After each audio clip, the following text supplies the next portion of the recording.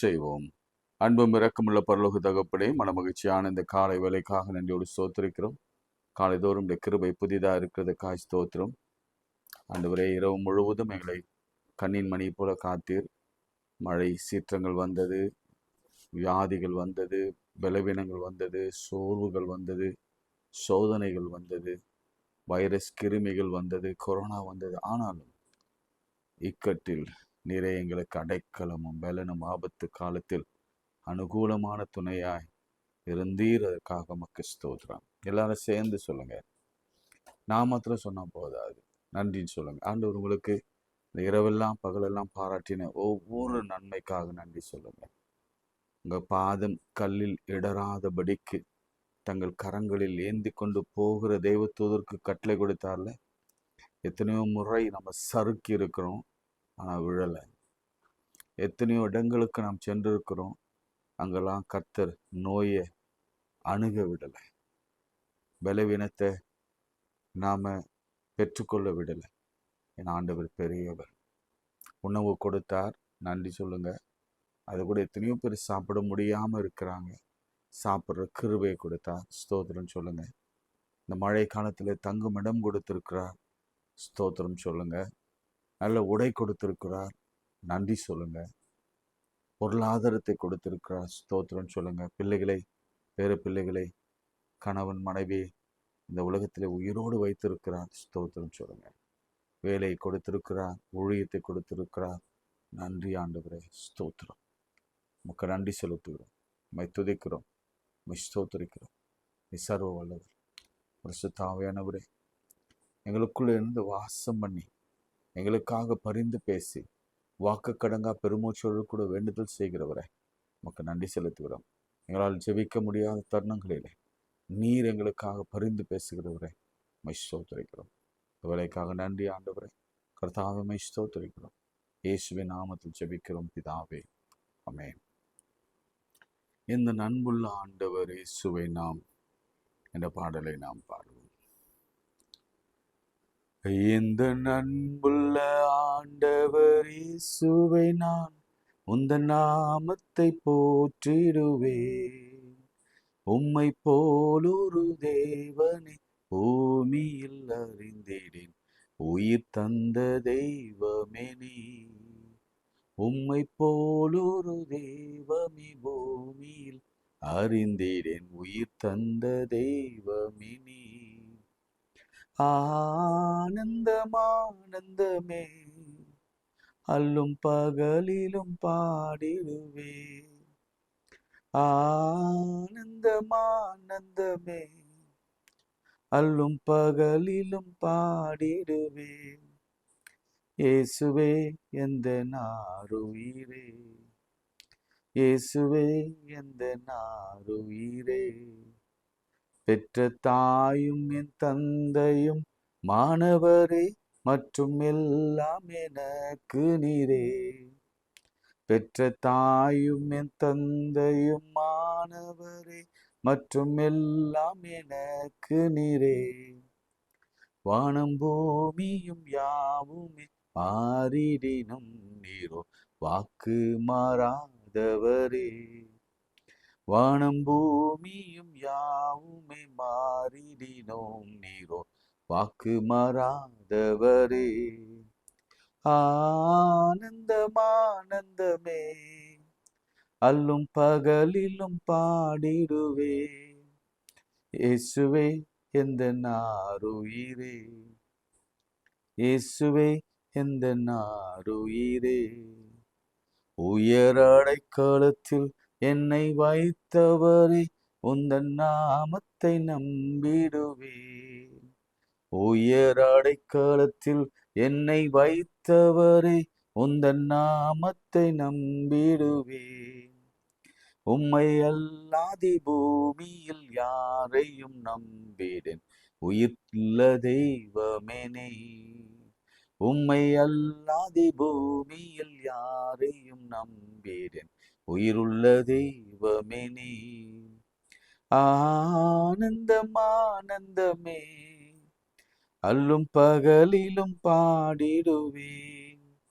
இயேசுவே எந்த நாருயிரே, இயேசுவே எந்த நாருயிரே, எந்த சிருஷ்டிகரே உம்மை நினைத்திடவே தந்த வாலிப நாட்களிலே, எந்த சிருஷ்டிகரே உம்மை நினைத்திடவே தந்த வாலிப நாட்களிலே, இந்த மாய உலகத்தை வெறுத்திட அளித்தீரே பரிசுத்த ஜீவியமே, இந்த மாய உலகத்தை வெறுத்திட அளித்தீரே பரிசுத்த ஜீவியமே, ஆனந்தம் ஆனந்தமே அல்லும் பகலிலும் பாடிடுவேன், ஆனந்தம் ஆனந்தமே அல்லும் பகலிலும் பாடிடுவேன்,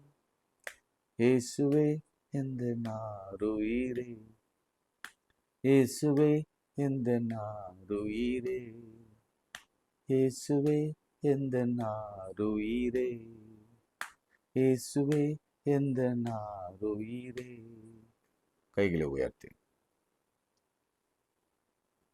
ஒருவேளை நீங்க ஆகாரை போல வனாந்திரத்துல அலைந்து கனவுளான் கைவிடப்பட்டு பிள்ளைய பறி கொடுக்கிற நிலைமை, பிள்ளை பறி கொடுக்கிற நிலைமை.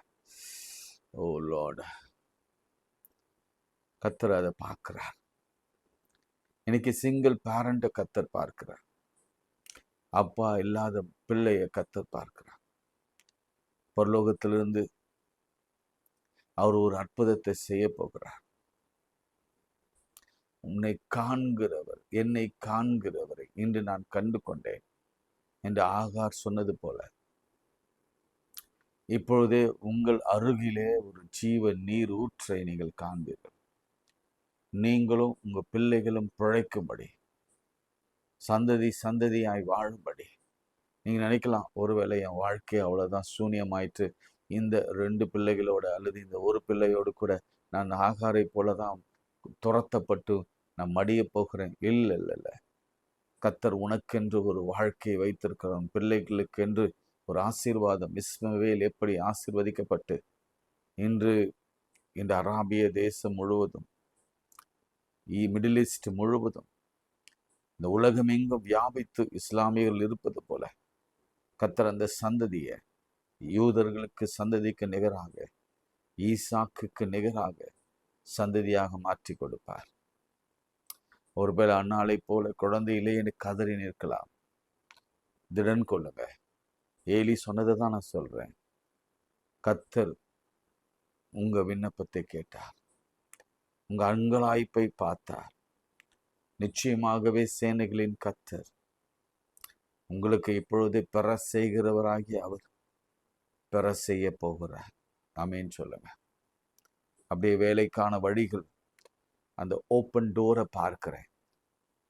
எல்லாம் உங்க கண்களில், ஆவிக்குரிய கண்களில் பாருங்க. ஒருவேளை வறுமை, ஒருவேளை வியாதி, ஒருவேளை பலவீனம், ஒருவேளை கடன் உங்களுக்கு இருந்தா, கத்தர் இப்பொழுது ஒரு அற்புதத்தை செய்கிறதை நான் பார்க்கிறேன். வானத்திலிருந்து முன் மாறியும் பின் மாறியும் மழை ஊற்றப்படுகிறதை, முந்தினோர் பிந்தினர் ஆயிரும், பிந்தினோர் முந்தினோர் ஆயிரும். இந்த வார்த்தை ஏன் சொல்கிறேன் என்று எனக்கு தெரியாது. ஒருவேளை இப்பதான் நீங்க ஆண்டவரை ஏற்றுக்கொண்டு இந்த நாளில தான் நீங்க ஆண்டவருக்காக ஒப்பு கொடுத்து நீங்க ஜெபிக்க உட்கார்ந்து இருக்கலாம். அதனால இன்றைக்கு உங்களுக்கு வருகிறது, முந்தினோர் பிந்தினர் ஆயிரும், பிந்தினோர் முந்தினோர் ஆயிரும். கத்தர் உங்களை ஆசீர்வதிக்க பிரியப்படுகிறார். கத்தர் கேன்சரை காண்பிக்கிறார்.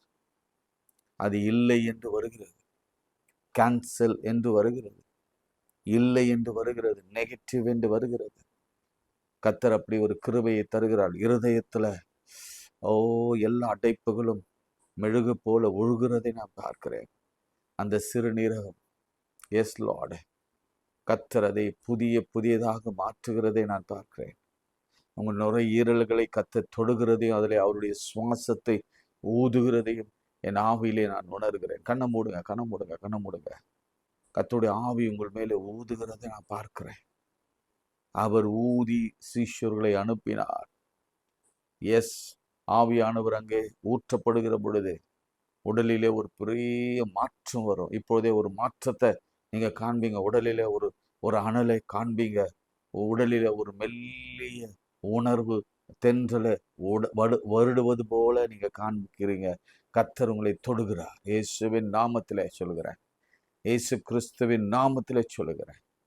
எல்லா சர்ம வியாதிகளும் வெடிப்புகளும் இயேசுவின் நாமத்திலே மறைகிறது. நிறைய பேர் இந்த டயபெட்டிக்காகவும் பிளட் ப்ரெஷருக்காகவும் கலங்கி நிற்கிறீங்க. நிறைய பேருக்கு ஜுரம் இருக்கிறது. இயேசு கிறிஸ்துவின் நாமத்தில் இப்பொழுது எல்லா ஜுரங்களும் மறைந்து போய் வேர்த்து போய் நீங்க எழுந்து நின்று உட்கார்ந்து தேவனை துதிக்கிற நேரம் வந்து விட்டது. உன் பிள்ளைகள் எல்லாம் கர்த்தரால் போதிக்கப்பட்டிருப்பாங்க. சமாதானம் பெரிதாயிருக்கும். இறுதியா நான் முடிக்க நினைக்கும் பொழுது ஒரு ஒரு ஒரு ஒரு செந்தை கர்த்தர் போடுகிறார். பிரிந்த குடும்பங்கள், கணவன் மனைவியோ தகப்பனோ தாயோ தகப்பனோ பிள்ளைகளோ பிரிந்தவங்க ஒன்றா இணைகிறது நான் பார்க்கிறேன். இயேசுவின் நாமத்தில் ஜெபிக்கிற நல்ல பிதாவே, ஆமென், ஆமென். சரி, நம்ம மீண்டும் ஃபாதர்ஸ் பற்றி நம்ம பார்க்கலாம். அப்பாக்கள். மார்க்கு 5ஆம் அதிகாரம், அதுல எவீரு எனப்பட்ட ஒரு ஜெப ஆலய தலைவனை குறித்து நாம் பார்க்கிறோம். இது அநேக முறை நாம தியானித்திருந்தாலும் ஆவியானவர் இந்த ஒரு வித்தியாசமான முறையில நம்மை சந்திக்க அவர் பிரியப்படுகிறதுனால மீண்டும் நான் இதை எடுக்க விரும்புகிறேன். முதல் வசனத்தை வாசிக்கலாம். என்ன வசனம்? 21ஆம் வசனம். இயேசு படவிலிருந்து ஏறி மறுபடியும் இக்கரைக்கு வந்தார். கடலோரத்தில் இருக்க பொழுது திரளான ஜனங்கள் அவ்விடத்தில் கூடி வந்தார்கள். அப்பொழுது ஜெப ஆலய தலைவரின் ஒருவன் நாகிய எவீரு என்பவன் அவரை கண்டவுடனே அவர் பாதத்தில் விழுந்து. ஜெப ஆலய தலைவன், ஜெப ஆலய தலைவன் அப்படின்னா என்ன தெரியுங்களா? பிரீஸ்ட். இன்னும் வேதாகமத்துல சொல்ல போனா ஆசாரியன், இன்னும் சொல்ல போனா யூதர் ரபி. அப்போ அவனுக்கு இருந்த செல்வாக்கு நீங்க கொஞ்சம் நிதானித்து பார்க்கணும். ஒரு பெரிய ஜெப ஆலயத்தை அவன் நடத்துகிறான், சேர்மனா இருக்கிறாருன்னா, அல்லது அதுல ஒரு பேராயரா இருக்கிறாருன்னா அப்படிதான். பாஸ்டரா இருக்கிறாரு, சீஃப் பாஸ்டரா இருக்கிறாரு, ஒரு ஒரு பெரிய பொறுப்பில் இருக்கிறார். அநேகர் அவரை கண்டு வணங்குவாங்க, மதிப்பு செலுத்துவாங்க. அப்பேற்பட்ட ஒரு உயர்ந்த பதவியில இருக்கிறவர் இந்த எவீரு சாரிஷ். இயேசுவிட வந்து அவரை பார்த்த உடனே ஒரு பாதத்துல விழுந்து, ஆங்கிலத்துல இந்த விழுந்து என்ற வார்த்தை he worshiped அப்படின்னு தான் வரும். பிரியமானவர்களே, இந்த தகப்பன் அவனுடைய ஜெப ஆலயத்துல கர்த்தரை வர்ஷிப் பண்ணுகிறது மாத்திரம் அல்ல, அவன் வாரந்தோறும் தினந்தோறும் வாரத்தில் 2 நாள் உபவாசித்து ஆன்லைன் ப்ரேயர் எல்லாம் பண்ணி ஆண்டவரை எப்பொழுதும் வர்ஷிப் பண்ணி கொண்டிருக்கிற, ஆராதித்து கொண்டிருக்கிற ஒரு ஜெப ஆலய தலைவன். அவன்தான் ஒரு பெண், 12 வயது நிரம்பிய பெண்ணின் தகப்பன். அவன் ஆண்டவருடைய பாதத்தில் விழுந்தான். எதற்காக? மகளுக்காக. இங்க நிறுத்திட்டு நான் ஒரு காரியத்தை நான் சொல்றேன். ஜெனரேஷனா அப்பா மக அந்த உறவு ரொம்ப ரொம்ப ரொம்ப ரொம்ப ரொம்ப ஸ்ட்ராங்கான உறவு. ஆண்டவருடைய படைப்பு ரொம்ப அழகானது. அம்மாக்களுக்கு மகனை பிடிக்கும், அப்பாக்களுக்கு மகளை பிடிக்கும். இந்த உணர்வை எப்படிதான் ஆண்டவர் இந்த மனுக்குலத்துக்கு கொடுத்தார் என்று தெரியாது. சீரியஸ்லி, நீங்க கேட்டுக்கொண்டிருக்கும் பொழுதே உங்க அப்பாவை நீங்க நினைச்சு பாருங்க. இது கேட்டுக்கொண்டிருக்கிற போதே உங்க மகளை நினைச்சு பாருங்க. இது ஒரு தனி விதமான ஒரு அட்டாச்மெண்ட், ஒரு லவ், ஒரு அன்பு, ஒரு கேர். இதை யாராலும் பிரிக்க முடியாது, அசைக்க முடியாது. யாராலும் அதை ஒன்றும் செய்ய முடியாது. அப்பேற்பட்ட ஒரு பிணைப்பு, அப்பா மக பிணைப்பு. வேதாகமத்துல ஆரம்பத்திலிருந்து நம்ம வாசிக்கிறோம். இந்த அப்பா மகளோடு இருந்த அந்த உறவு. தாவீது தான் மகளை, அதே போல யாக்கோபு 12 பிள்ளைகளில் ஒரு பெண்ணை ரொம்ப பயங்கரமா நேசித்தான். இந்த மாதிரி வேதாகமத்துல பார்க்கும்போது பெண்களை நேசித்த தகப்பன்மார் அநேகர் உண்டு. அந்த மாதிரிதான் இங்க ஒரு ஒரு அப்பா தன் மகளை அதிகமா நேசிப்பதனால இன்றைக்கு காலகட்டத்திலும் சரி, கொஞ்சம் வருடங்களுக்கு முன்பாகவும் சரி, அல்லது சபை உண்டான பிறகும் சரி, ஒரு 2000 ஆண்டுகளாக நாம் பார்க்கிறதெல்லாம் பிள்ளைகளிடத்துல கரிசனையா இருப்பது யாரா இருக்கும்னா அம்மாக்களாக தான் இருப்பாங்க. ஆல்வேஸ் மதர் இல்ல, அவங்க தான் உபவாசம் இருப்பாங்க, அவங்க தான் ஜெபிப்பாங்க, அவங்க தான் அந்த பிள்ளைக்கு கேர் எடுப்பாங்க, அந்த பிள்ளைய வளர்ப்பாங்க, அந்த பிள்ளைக்காக அழுவாங்க, அந்த பிள்ளைகளின் பிள்ளைகளை கவனிச்சுக்கோங்க. அவங்க தான் முழு ஈடுபாடோடு பிள்ளைகளை நேசிக்கிறவர்களாக ஆண்டவர் உருவாக்கி வைத்திருக்கிறார். அது நிச்சயம். ஆனா இங்கு ஆண்டவர் காலத்துல ஒரு தகப்பனை நான் பார்க்கிறேன். அந்த தகப்பன் அந்த தாயை காட்டிலும், நல்ல கவனிங்க, இங்க தாய் வந்ததா சொல்லப்படல, தாய் ஓடி வந்ததா சொல்லப்படல. ஆனா கானானிய பெண் கானானிலிருந்து ஆண்டவரை தேடி வந்தாள் என்று சொல்லப்படுகிறது. ஆனா எவீருவின் மனைவி இங்க வந்ததாக சொல்லப்படல. அதற்காக அவன் மகளை நேசிக்கல என்ற அர்த்தம் இல்லை. அப்படி சொல்ல வரல. ஆனா ஒருவேளை மரண தருவாயில் இருக்கிற அந்த மகளை பார்க்கிற அந்த பொறுப்பு அவளிடத்துல கொடுக்கப்பட்டிருக்கலாம். ஆனா இங்க இவனுடைய தன் மானத்தை எல்லாம் விட்டு, இவனுடைய பதவியெல்லாம் உதறி, இவனுடைய மேன்மையெல்லாம் அழுக்கான கந்தை என்று எண்ணி, எல்லா மக்களும் கூடி இருக்கும் பொழுது, அதுலதான் முன்னாடி நான் வாசித்த அந்த வாசனத்தை, எல்லா திரளான ஜனங்கள் கூடி இருக்கும் பொழுது, ஒரு ஜெப ஆலயத்துல ப்ரீச் பண்றவன், ஃபார் எக்ஸாம்பிள் போப் அப்படின்னு வச்சுக்கோங்க, ஃபார் எக்ஸாம்பிள் பிஷப்ஸ்ன்னு வச்சுக்கோங்க, எங்களை மாதிரி பாஸ்டர்ஸை விட்டுறாங்க, நாங்களாம் ஒன்றும் இல்லை, ஜனங்கள் மத்தியில் போய் என் ஆண்டவர் வந்துட்டா சாஷ்டாங்கமாக விழுந்து அவருடைய செருப்பை துடைக்க கூட எங்களுக்கு தகுதி இல்லாதவங்க நாங்கள்.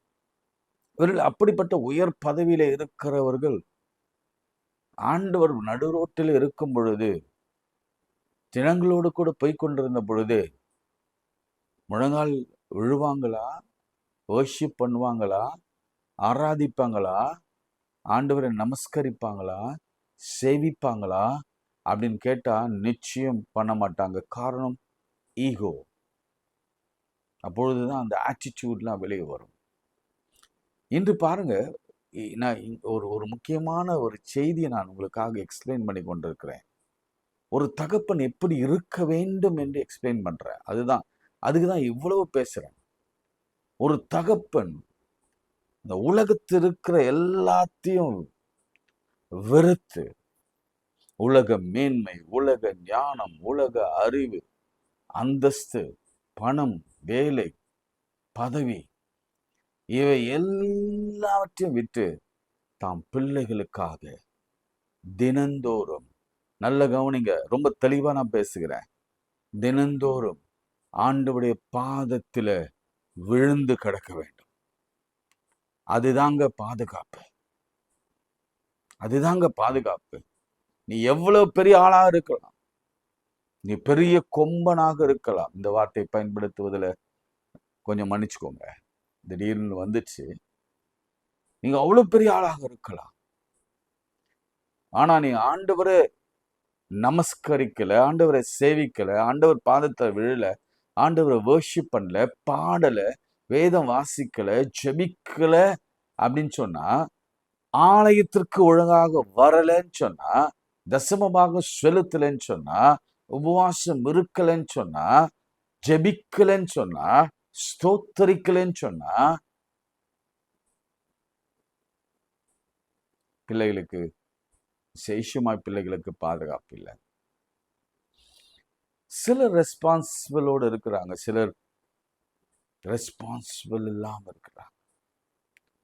இந்த தகப்பன் அவ்வளவு உயிரை வைத்திருந்தான் மகள் மீது. இந்த இந்த இந்த டெக்ஸ்டை படிக்கும் பொழுதுதான் எப்பொழுதும் கூட நம்ம சில காரியங்கள் அதை பற்றி சிந்திக்கும் பொழுது ஒரு காணொளி நான் பார்த்தேன், ஒரு நியூஸ்ல பார்த்தேன். ஒரு தகப்பன் தான் குழந்தை, அந்த குழந்தைக்கு ஆக்சுவலி டயாலிசிஸ் பண்ணிட்டு இருக்கிறாங்க. இந்த குழந்தைய கொண்டு வந்து வெளியில அது ஏதோ ஒரு கிட் இருக்கு, அதாவது ஒரு மெஷின் மாதிரி அவங்க அப்பா அந்த தோல்ல மாட்டியிருக்கிறாரு. என்ன பிரச்சனைன்னு தெரியல, அது டயாலிசிஸா அல்லது அதுக்கு ஆக்சிஜன் சப்போர்ட்டா அல்லது இருதயத்தை இயங்க வைக்கிறாங்களா, இல்லை ஒரு சின்ன குழந்தை கிட்டத்தட்ட ஒரு 5 வயதுக்குள்ள இருக்கும். அந்த தகப்பன் அதை பார்த்தோன்னே எனக்கு கண்ணீரே வந்தது. அந்த தகப்பன் மற்ற குழந்தைகளோடு கூட விளையாடும்படி அவங்க பொண்ணை கொண்டு வந்திருக்கிறாரு. கொண்டு வந்து அந்த பேக் அவர் பிடிச்சிட்டு அந்த பைப்பு டியூப்லாம் போகுது, ஷீ இஸ் அண்டர் ட்ரீட்மெண்ட். அந்த குழந்தை கைத்தட்டி விளையாடுது. அதை பார்த்து அந்த தகப்பன் ரசிக்கிறார். அந்த தகப்பனுக்கு சந்தோஷம் தாங்க முடியல. ஆனா பார்த்து கொண்டிருந்த எனக்கு கண்களிலே தண்ணீர் வந்தது. ஒரு தகப்பன் தம் பிள்ளைக்காக, அல்லது அதே இன்னும் சொல்ல போனா ரொம்ப ரொம்ப ப்ரிசைஸா சொல்ல போனா தம் மகளுக்காக. எனக்கு நல்ல நினைவு இருக்கிறது. இது நினைச்சாவே எனக்கு கண் கலங்கும். சில நேரங்களில் எங்க அப்பா சிக்கானாரு கொஞ்சம் வருஷங்களுக்கு முன்பு. அப்போ நான் அவரை ஹாஸ்பிட்டல் கொண்டு போகிறதுக்காக அவரை தூக்கி கொண்டு போய் நாங்கள் ஹோட்டலில் ஏற்றும் பொழுது தான் அவர் அழுதார். என்கிட்ட அழுதுட்டு ரொம்ப கண்ணீரோடு சொன்னார். எங்கள் அப்பா அழுதுதான் நான் பார்த்ததே இல்லை. பயங்கர கல் மனசு உடையவர். அவர் எதுக்குமே அசையாதவர். யாருடைய சாவுக்கும் அவர் அழுதுதாக சரித்திரம் இல்லை. ஏன் ஈவன் அவங்க அப்பா அம்மா சாவு கூட அழுதுதாக சரித்திரம் இல்லை. அவர் என்னை பார்த்து அழுதாரு. அழுதுட்டு நைனா அப்படி நைனா தான் கூடுவார். நைனா தப்பியை பார்த்துக்கோப்பா. என் தங்கச்சி பேர் மேலே ஃபர்ஸ்ட் பார்ன் பேர் தப்பித்தாள். அவர் தப்பின்னு கூடுவார். இப்போ தப்பியை பார்த்துக்குப்பா.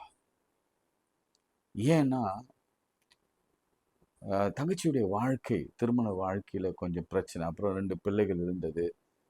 அப்படிப்பட்ட ஒரு சூழ்நிலையில் அவர் என்ன நினச்சிட்டாருன்னா, ஐயோ நம்ம போகிறோம், ஒருவேளை இறந்துருவோமோ அப்படின்னு ஒரு பயத்தில் கண்ணீரோடு கூட சொன்னார் அந்த வார்த்தையை. இன்னும் என்னுடைய நினைவை விட்டு அது அகலவில்லை. அதனால தான் அவர் இறந்த பிறகும் எனக்கு தப்பியை பார்த்துக்கோப்பா அப்படின்ற அந்த வார்த்தை என் காதுகளிலே இன்னும் செவிகளிலே கேட்டுக்கொண்டு இருக்கிறது. அதே மாதிரி எங்க அம்மாவுக்கு தங்கச்சி, சின்ன தங்கச்சி, அவங்க மேல ரொம்ப பாசம். அது எங்க கடைக்குட்டி. அது எங்க எல்லாருக்குமே அது ரொம்ப பிரியமான ஒரு பெண், ஒரு குழந்தை மாதிரி எங்களுக்கு. அது திருமணம் முடிச்சு போகும்பொழுது நான்லாம் ரொம்ப அழுதேன். ஏன்னா அவ்வளவு அட்டாச்மெண்ட். அப்புறம் எங்க அம்மா எப்பொழுதுமே எங்க சின்ன தங்கச்சி அம்மு நினைவாகவே அவங்க இருப்பாங்க. இந்த வயதான காலத்திலும் கூட நான் என்ன சொல்றேன்னா, அந்த வயதான காலத்துல கூட தம் பிள்ளைகள் மீது வைத்திருக்கிற அந்த அன்பு இருக்கிறது பாருங்க. அந்த அன்பு எப்படி போகும்னா, வர்ஷிப் பண்ணதுல போகும், ஜெபிக்கிறதுல போகணும், வேதம் வாசிக்கிறதுல போகணும், ஆலயத்துக்கு போகிறதுல போகணும், எப்பொழுதும் ஆண்டவரை தேடுகிறதுல போகணும், உபவாசம் பண்ணுகிறதுல போகணும். அப்படி போகும் பொழுது நிச்சயமாக அதனுடைய பலன் என்னன்னா, அவங்க விரும்பினபடியே அவங்க பிள்ளைகளை கர்த்தர் நடத்துவார். அதுதான் நான் பர்சனலா சாட்சி சொல்ல முடியும். இங்க இந்த தகப்பன் முதலாவது வர்ஷிப் பண்ணான். 2வது பிலீவ் பண்ணான். He is a worshipper and he also a believer. என்ன நடக்குதுன்னா, அவன் சொல்றான், இயேசு குறித்து கேள்விப்பட்டு அதுக்கு முன்னாடி 23ஆம் வசனம், என் குமாரத்தி மரண அவஸ்தைப்படுகிறாள், அவள் ஆரோக்கியம் அடையும்படிக்கு நீர் வந்து அவள் மேல் உமது கைகளை வையும், அப்பொழுது பிழைப்பாள் என்று அவரை மிகவும் வேண்டிக் கொண்டாள். அவ்வளவு பெரிய ஜெபாலய தலைவன். ஜெபாலய தலைவன் என்பது யூதர்களுடைய ஜெபாலயம். அது அவங்க நம்புகிறதெல்லாம், அவங்க விசுவாசிக்கிறதெல்லாம் யாரு? யெகோவா தேவன, ஒன் காட். இல்ல, அவ்வளவு ஸ்ட்ராங்கா இருப்பாங்க அந்த கமாண்ட்மெண்ட்ல. என்னை அன்றி வேறு ஒரு தேவர்களை உங்களுக்கு உண்டாக்க வேண்டாம் என்று சொல்லுகிற ஒரு ஆசாரிய வகுப்பில வருகிற, அல்லது ஜெப ஆலய தலைவன் வகுப்பில வருகிற, அல்லது லேவியின் வம்சத்திலே வருகிற ஒருவன் என்ன நம்புறான்னா, இயேசு கிறிஸ்துவினாலே என் மகள் பிழைப்பாள் என்று நம்புகிறான். உங்களுக்கு நம்பிக்கை இருக்கா? நம்ம மகனை குறித்து நமக்கு பல பல பல பல பாரங்கள் உண்டு இல்ல? அவங்களோட எஜுகேஷன், அவங்களுடைய கல்வி, அவங்களுடைய வேலை, அவங்களுடைய திருமண காரியம், அவங்களுக்கு குழந்தை பேரு, அவங்க கணவனோடு கூட இருக்கிற ரிலேஷன்ஷிப், அவங்க வேலை செய்கிற ஸ்தலம், இதுல எல்லாம் நமக்கு பயங்கரமான கவலைகள் இருக்கிறது. ஆனா ஒண்ணு உங்களுக்கு சொல்லணும், இந்த கவலைகள் எல்லாவற்றையும் நீக்குகிற அற்புதம் செய்ய வல்லவர் இயேசு கிறிஸ்து இருக்கிறார் என்று நீங்க விசுவாசிக்கிறீங்களா? தகப்பனை நீங்க விசுவாசிக்கிறீங்களா? தாயே நீங்க விசுவாசிக்கிறீங்களா? இவன் 100% நம்பினான். He believed Jesus Christ. நீங்க வந்து தொட்டால் போதும்.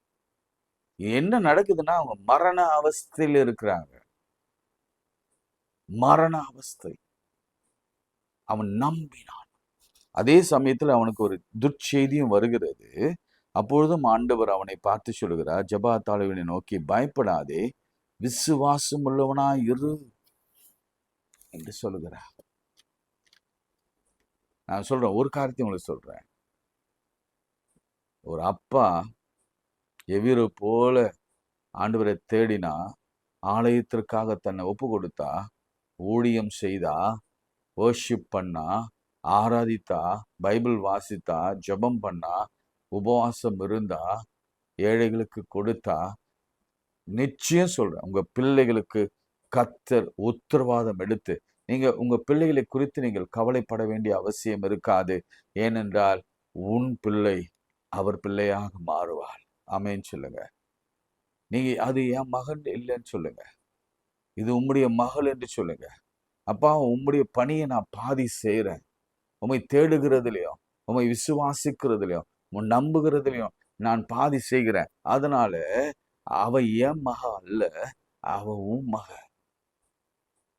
அவன் ஏன் மகன் அல்ல, அவன் உன் மக. எவ்வளவு ஆச்சரியமான ஒரு காரியத்தை நாம் இன்று கற்றுக்கொள்கிறோம்.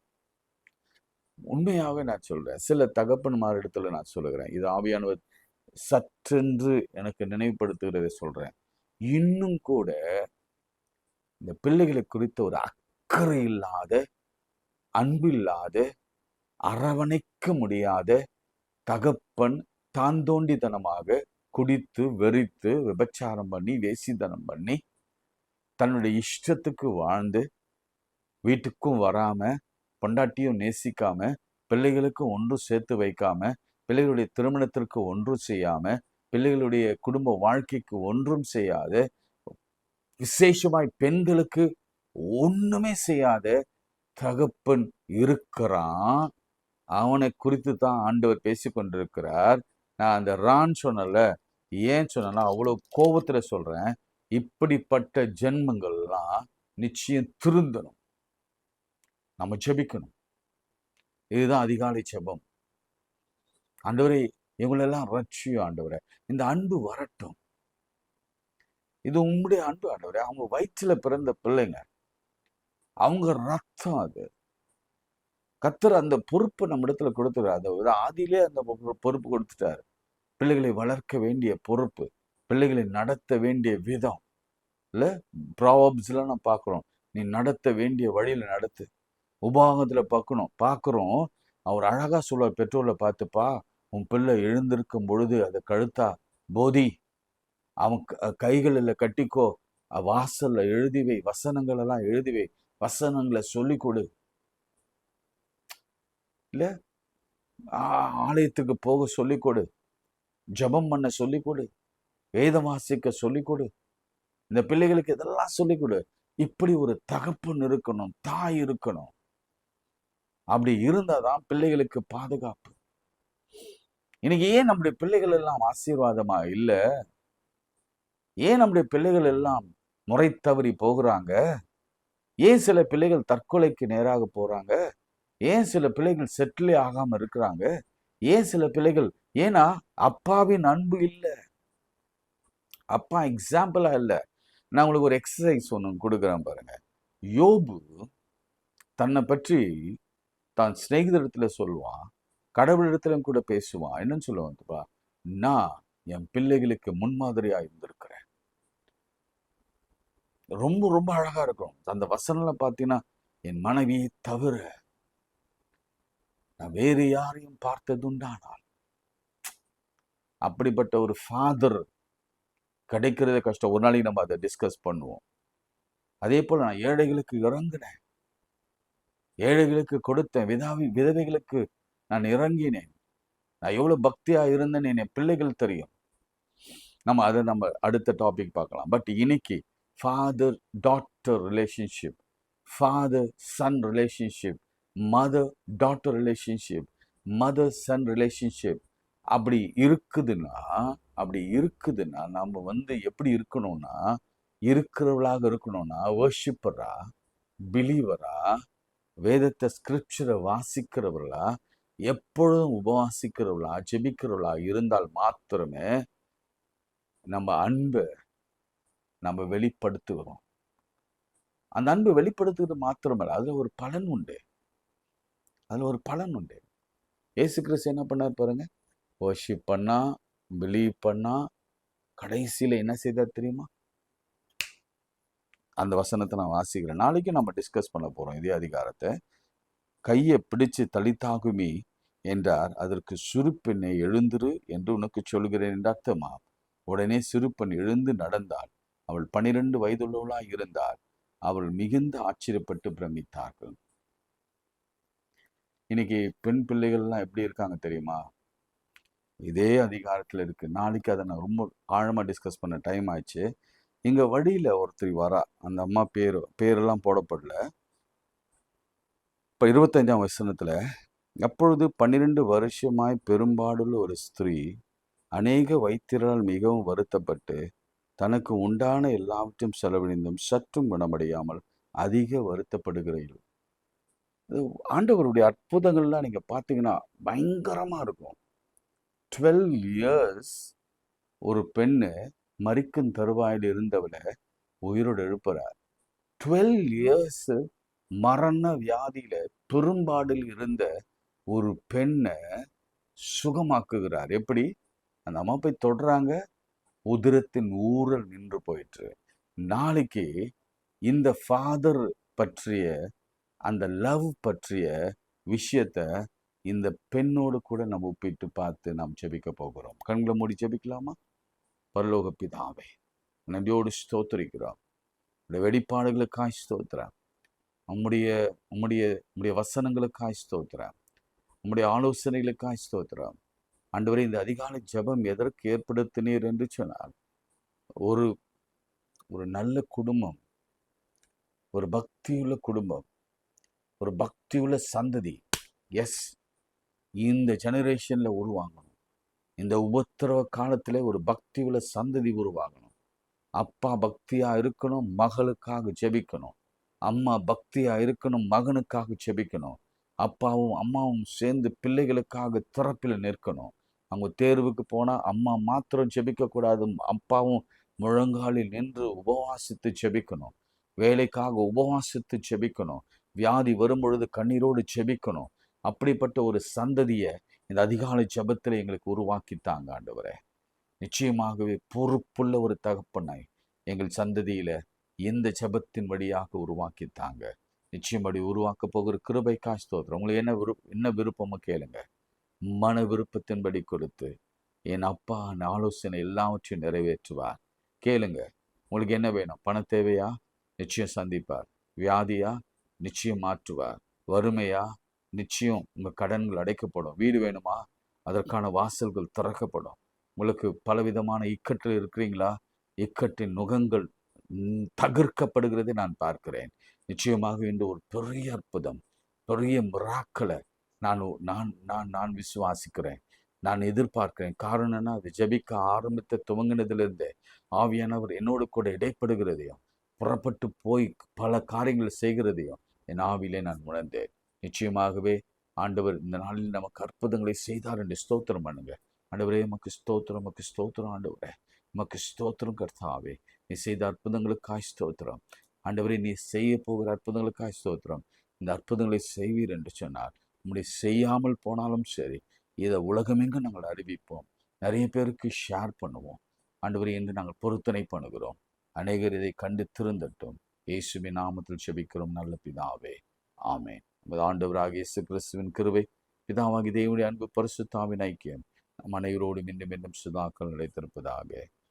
ஆமேன். பிரியமானவர்களே, கொஞ்சம் ஷேர் பண்ணுங்க, நிறைய பேர் பார்க்கட்டும். ஒருவேளை உங்களுக்கு ரொம்ப ஆசீர்வாதமாக இருந்ததுன்னா நிச்சயமாக மற்றவர்களுக்கும் நீங்கள் அதை சொல்லுங்கள். ஏன்னா நிறைய தகப்பன்மார்கள் எழும்பணும். குடும்பத்தில் அவங்க தான் தலை, அவங்கள தான் கர்த்தர் ஏற்படுத்தியிருக்கிறார். அவங்க எழும்பணும். அவங்க எழும்பலைன்னா நிச்சயம் குடும்பம் தறிக்கட்டு போகும். கர்த்தர் உங்களை ஆசீர்வதிப்பாராக. ஆமென். God bless you.